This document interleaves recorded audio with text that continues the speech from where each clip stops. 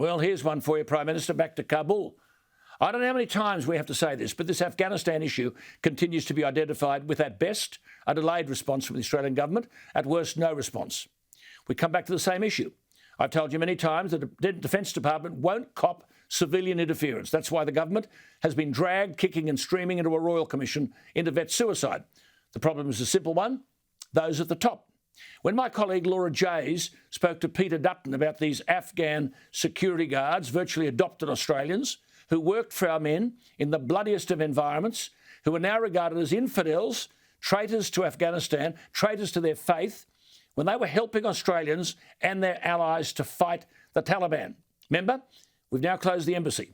We pulled out the troops, and these security guards, 140 of them, are left to wonder when they'll be slaughtered next. The Taliban are coming after them. When Laura asked Peter Dutton about this, this is what he had to say at the weekend. There is a rigorous approach that we've got to it, and we don't make any apology for that. If we got the wrong person here, somebody who had played both sides, somebody who had worked for us in 2016, 2013, 2010, but had now affiliated with the Taliban, but was wanting to come here because of that earlier support of our Australian troops, and they committed an act of atrocity here in Australia, well, I suspect the people that are making the calls for that individual to be here would be not seen and not heard of. So my job, my responsibility, along with the Foreign Affairs Department, Home Affairs, etc., is to make sure that we act swiftly, and we are, to get those people here who have provided us with support. And that's exactly what people like John Howard and others are arguing for. But we aren't going to compromise the arrangements that we've got, the security clearances that need to be conducted, because it is, as your package reported then, a very complex web of allegiances, switching and swapping. And I want to make sure that we have the biometric testing done where that's possible. I want to make sure that every security check is conducted so that we're not bringing the wrong people here. Now, Peter Dutton, good man that you are, everything you said then is completely wrong. Dr. Kay Danes and I and Catherine McGregor and the young man I spoke to in Kabul, we've all argued the urgency of action to save about 140 security guards. They've been in the same guard group at the Australian Embassy since 2011. Now, Peter, who's advising you? These people have undergone every security check that was required in order to become a security guard. They've been vetted by Team USA. Peter Dutton, they protected you and other dignitaries when you visited the embassy. They handled sensitive diplomatic bags. They processed intelligence information to ensure our embassy was safeguarded through some of the most challenging periods of the war. Peter, why are they now being thrown to the wolves? What you said is rubbish. We've got to check them out. We don't know whether there's some Taliban supporters and sympathisers amongst them. Who's fed you this crap? It's rubbish. Dr. Kay Danes joins me again. Kay, why doesn't Peter Dutton ring you to find out, or me?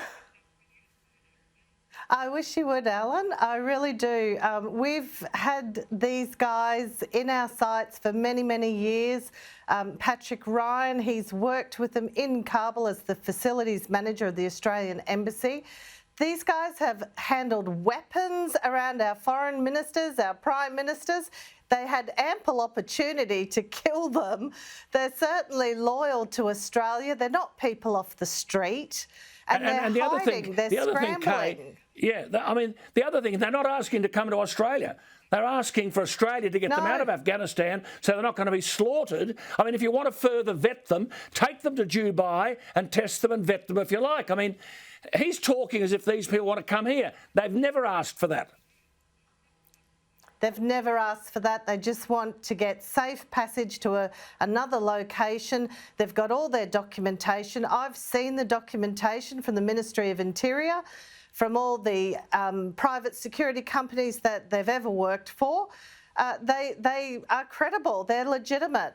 There's no further vetting to do, but if they want to do more vetting, then certainly by all means get them to Al Minhad and do some more vetting there. 18 miles out of Dubai. This distinction between contractors and directly engaged staff splitting hairs. Kay, I've just cited the kind of response that the guards are getting from DFAT. Viewers, have a look at this. Just have a look at this.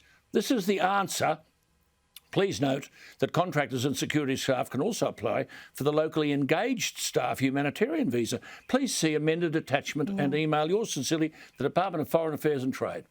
Well, what's that say? What's that say about the government, Kay? Well, you saw on your show the difficulty we had in communicating with people in Kabul at the moment. Yeah. Herat province has been taken by the Taliban, I believe. The window of opportunity is closing. Mr. Dutton, please, I appeal to you to listen and look at the documentation that we have. Patrick and I are both prepared to sit down with you, go through this. I'm absolutely confident that these people are absolutely deserving of our support. Bronwyn Bishop said it very well the other night on Gary Hargraves, that we need to do everything possible to get these people who protected us to safety now. Absolutely. And if we don't protect them, we're helping the Taliban in their murderous intent towards these men. All right, Kay, we'll keep at it. We'll keep at it. We're both of us are talking behind the scenes. I know Catherine McGregor is as well. But I'll tell you what, the indifference of the Morrison government of this is a disgrace.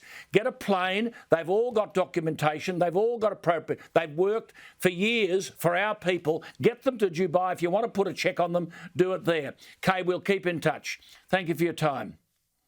Dr. Kay Danes, it's unbelievable, isn't it? Eh? And they want to talk, all they want to talk about is coronavirus.